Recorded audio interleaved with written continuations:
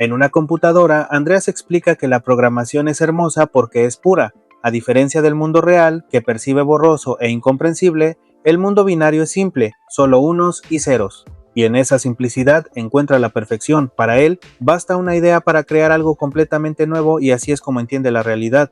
Con esa mentalidad, presenta sus propuestas ante sus jefes, mostrando las ideas que quiere implementar en una aplicación.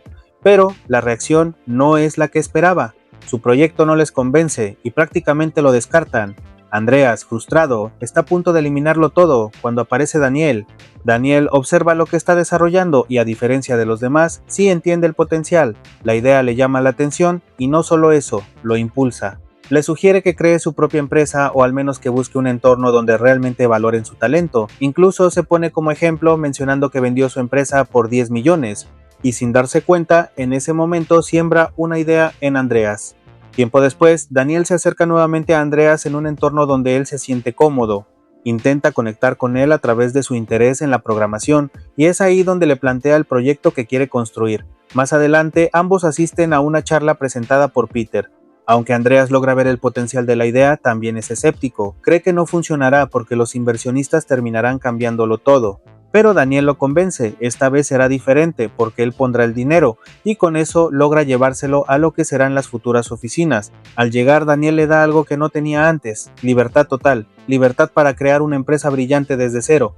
Luego le presenta a Martin y aunque al inicio parece alguien más de la industria tradicional, poco a poco Andreas entiende que está de su lado.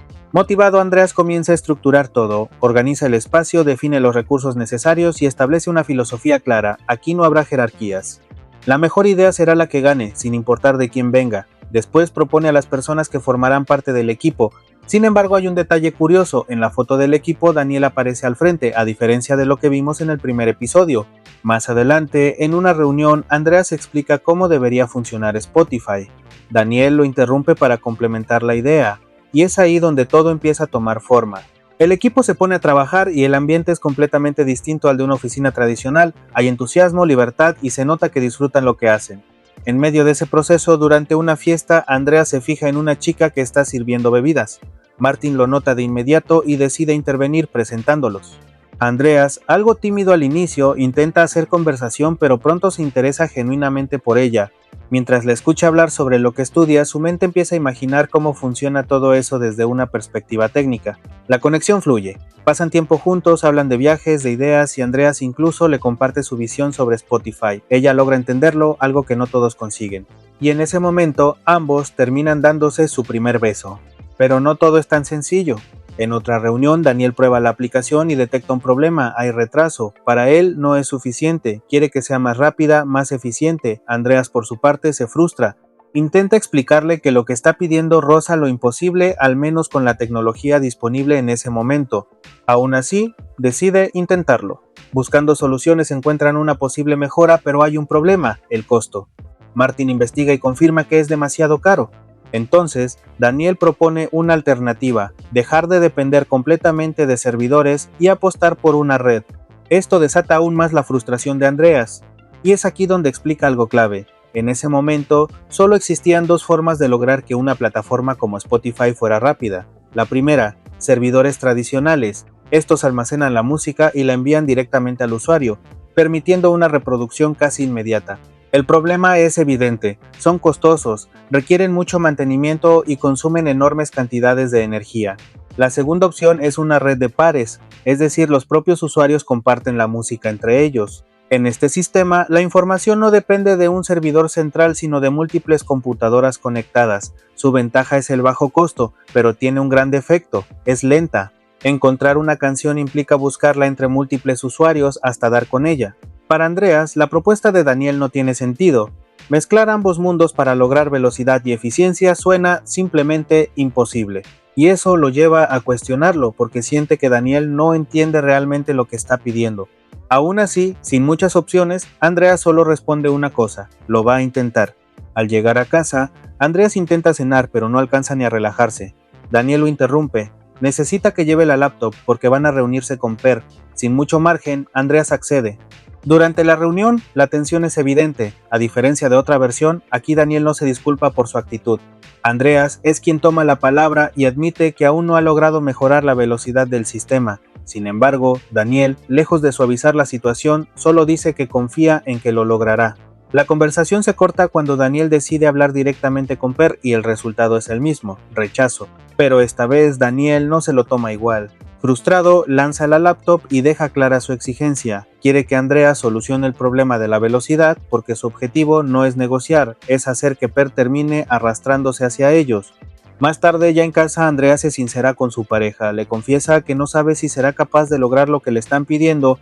Ella, en lugar de darle una respuesta técnica, le explica algo más simple, cómo el cuerpo humano es capaz de adaptarse y compensar cuando algo falla, y con esa idea lo impulsa a no rendirse. Con ese pequeño pero poderoso ánimo, Andreas vuelve al trabajo. Pero, mientras él se enfoca completamente en el proyecto, no se da cuenta de que ella empieza a observarlo desde la distancia, como si poco a poco él se fuera perdiendo en todo esto. En paralelo, las noticias muestran cómo los responsables de plataformas de música gratuita están siendo arrestados, mientras Per apoya estas acciones, aunque considera que han llegado demasiado tarde. Esto despierta algo en Andreas. Decide hablar con Daniel y expresar su postura, cuestiona cómo se están llevando las negociaciones. Para él, las disqueras no son las víctimas, son el problema. Recuerda que desde pequeños admiraban a los programadores y por eso cree que el acceso libre a la música no debería verse como algo negativo. Incluso afirma que se unió al proyecto precisamente por esa idea, que fuera gratis. Martin interviene y lo aterriza, esto es un negocio, pero Andreas no cede. Insiste en que si esa visión cambia, entonces no vale la pena seguir adelante y deja claro que desde ese momento todo empezó a transformarse. En medio de ese choque de ideas, Martin menciona algo clave, tal vez ya necesitan un líder. Daniel, sin dudarlo, responde que Andreas es quien debe sacar el trabajo adelante. Pero Martin propone traer a alguien más, otro programador, alguien al nivel de ellos, y así un día ese nuevo programador llega. Su aparición cambia la dinámica. Mientras Andreas explica cómo debería funcionar la velocidad del sistema, Daniel se muestra entusiasmado con el recién llegado. Andreas intenta hablar con él, pero Daniel es directo. Este nuevo programador entiende mejor las redes de pares, y además le recuerda la regla que ellos mismos establecieron, la mejor idea gana. Aunque asegura que Andreas sigue siendo parte del equipo, en la práctica su papel comienza a desdibujarse. Esa noche Andreas no puede dormir, su mente sigue trabajando. En otra reunión, ahora en un ambiente más relajado, casi de fiesta, el equipo busca nuevas alternativas. Surge una idea interesante, si el sistema pudiera anticipar los gustos del usuario, podría precargar ciertas canciones y así aumentar la velocidad de reproducción. El problema es evidente, ¿qué pasa cuando alguien quiere escuchar algo diferente? Ahí es donde entraría el servidor. La idea conecta. Andreas la entiende y la acepta, pero cuando vuelven a presentar la mejora a Daniel, la reacción no es la esperada. Aunque hay avances, para él sigue siendo insuficiente. Andreas intenta justificar el tiempo de respuesta con ejemplos, pero Daniel ya no tiene paciencia. Se molesta, y lo deja claro, solo tiene una tarea y debe cumplirla. Incluso le recuerda que su confianza está en juego, o entrega lo que le pide o tendrá que irse. Esa presión termina por romper algo en Andreas. Molesto, sale a caminar sin rumbo, necesita despejarse, se detiene, se sienta y poco después algunos de sus compañeros se acercan, intentan hacerle ver la realidad, Daniel es quien manda, y Andreas finalmente lo entiende. En ese momento comparte algo más personal, recuerda que de niño siempre fue el inteligente, el diferente. Intentó encajar, ser parte de los demás, pero con el tiempo llegó a una conclusión dolorosa, personas como él no suelen tener amigos. Aún así, creía que algún día encontraría un equipo, personas que pensaran como él, pero no logra terminar la idea, porque justo en ese momento algo ocurre. Un auto pasa a toda velocidad cruzando el semáforo en rojo, y ahí todo hace clic. Porque en ese instante Andreas tiene una idea, una que tal vez podría resolver el problema más grande de Spotify. El equipo regresa a la oficina y es ahí donde Andreas presenta la idea que surgió tras ver aquel auto cruzar el semáforo en rojo. Su propuesta es arriesgada pero brillante. Explica que si el sistema deja de enviar una pequeña parte de la información, algo casi imperceptible para el oído humano, se podría lograr la velocidad necesaria para que la música fluya sin interrupciones. No sería perfecto, pero sí lo suficientemente eficiente. El equipo lo entiende, y sin perder tiempo, comienzan a trabajar. La idea se desarrolla, se implementa, incluso se patenta. Cuando finalmente se la presentan a Daniel, todo queda en silencio. Él prueba la aplicación y esta vez funciona. Sin retrasos, sin interrupciones. Exactamente lo que necesitaba Spotify. La reacción es inmediata, emoción, alivio, celebración, todo el esfuerzo, toda la presión por fin da resultados. Pero esa alegría no dura mucho para Andreas. Al llegar a casa, el ambiente es distinto, vacío. Su pareja ya no está, en su lugar solo encuentra una nota: la vida es demasiado corta para esperar. Desconcertado, Andreas corre a buscarla a su trabajo, pero ahí solo le informan que se tomó unos días de descanso sin decir cuándo regresará. Y en ese momento el costo de su obsesión empieza a hacerse evidente. Aún así, el proyecto no se detiene. De vuelta con el equipo, surge una nueva noticia. Daniel planea reorganizar las áreas. Esta decisión golpea directamente a Andreas, quien no tarda en confrontarlo. Para él, esto rompe completamente con la esencia con la que comenzaron. Pero Daniel es claro. Ahora todos deben trabajar bajo su mando, es necesario, es la única forma de avanzar. Además, deja ver algo que cambia todo: esto ya no es solo crear, ahora se trata de vender. Andreas intenta hacerle recordar quién era cuando se conocieron, la visión original, pero Daniel lo ignora. Para él la vida funciona por proyectos, se construyen, se terminan y se sigue adelante, sin mirar atrás. En medio de esa nueva dinámica aparece una figura clave: Petra. Es la abogada que se encargará de negociar con las disqueras. Su presencia marca un cambio definitivo en el rumbo de Spotify. Ahora ya no es solo tecnología, es negocio. Esto incomoda profundamente a Andreas. Aún así, continúa trabajando, incluso presenta nuevas mejoras al sistema, lo que vuelve a entusiasmar tanto a Daniel como al equipo. Petra ve en eso una oportunidad perfecta para convencer a las disqueras. Pero aquí surge otro conflicto. Daniel no está completamente de acuerdo. Cree que Spotify debe ser equitativo, que las disqueras no deberían tener todo el poder. La discusión escala. Andrea se mantiene firme: la música debe ser gratuita. Petra lo baja a la realidad: eso no es sostenible. Necesitan un modelo de negocio, respaldo financiero, algo que haga viable el proyecto, pero Andreas no cede. Y en esta versión, ese choque provoca que Petra se retire. Daniel, incapaz de decidir en ese momento, la deja ir. Sin embargo, cuando se quedan a solas, la realidad pesa más. Andreas intenta convencerlo de que pueden lograrlo sin ceder, pero Daniel finalmente admite lo inevitable: ya no tienen dinero y están expuestos a demandas si no consiguen los derechos. La conclusión es clara: Petra debe volver. Esa decisión termina por quebrar algo en Andreas. A partir de ahí, todo avanza hacia el lanzamiento. La fiesta comienza: música, celebración, euforia, pero hay alguien que no está disfrutando nada de eso: es Andreas. Uno de sus compañeros intenta animarlo, recordándole que Spotify sigue siendo de ellos, pero Andreas lo niega. Para él eso ya no es cierto. Daniel ya ofreció el 20% de la empresa. En ese momento Martin se acerca e intenta hacerle entender la situación. Todo cambia, las personas cambian, y proyectos como este necesitan algo más, necesitan un líder, una figura que brille más que los demás. Andreas no está de acuerdo, pero Martin es directo: esa es la realidad, y si la acepta, puede volverse muy rico. Entonces Andreas recuerda el acuerdo inicial: los tres eran dueños de Spotify. Pero Martin lo corrige: ya no es así. Parte de la empresa fue entregada, incluso un 5% al nuevo programador, y sin más, se va. Ahora sí, Andreas se queda completamente solo y decepcionado. Es en ese punto donde vuelve a lo único que siempre ha entendido: la programación. Para él siempre fue pura, perfecta, lógica. Y bajo esa misma idea, Spotify se convierte en lo más hermoso y puro que ha creado. Mientras reflexiona, comienzan a aparecer recuerdos, momentos con su pareja, decisiones que no tomó, caminos que dejó pasar, y entonces lo acepta: todos son reemplazables. Pero justo cuando parece que esa es la verdad definitiva, aparece Martin una vez más, y rompe ese pensamiento con una frase: no fue así como pasó. En este capítulo vemos una perspectiva muy distinta, una mucho más íntima, la de alguien que nunca encajó. Andreas no solo ama la programación, la entiende como una forma de vida. Desde niño aprendió que, mientras el mundo real es caótico e impredecible, el mundo de las computadoras es exacto, lógico y puro. Ahí no hay rechazo, no hay juicios, solo resultados.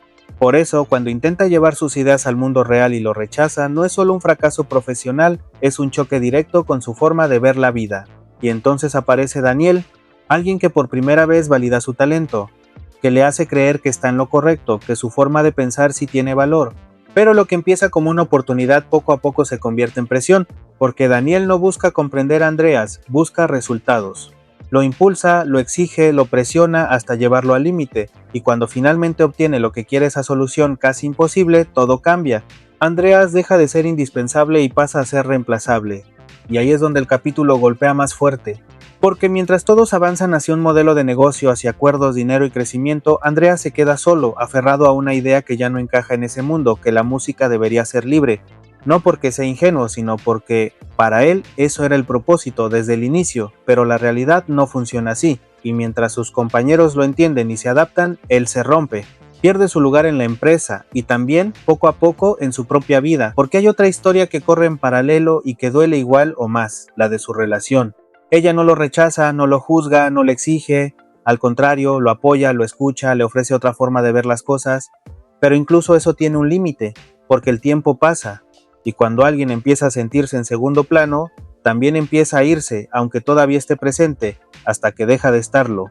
Y es ahí donde Andrea se queda con todo lo que construyó, pero sin lo que realmente importaba. Por otro lado, Daniel también cambia. El que hablaba de una idea revolucionaria, de romper las reglas, termina entendiendo que, para que su proyecto sobreviva, tiene que jugar bajo esas mismas reglas, negociar, ceder, controlar, y en ese proceso deja de ser el aliado de Andreas, para convertirse en alguien completamente distinto, más frío, más calculador, más enfocado en el resultado que en las personas. Martin y el resto del equipo representan esa transición. Ellos no lo ven como una traición, lo ven como evolución. Saben que hay dinero en juego, oportunidades y están dispuestos a aceptarlo, pero Andreas no.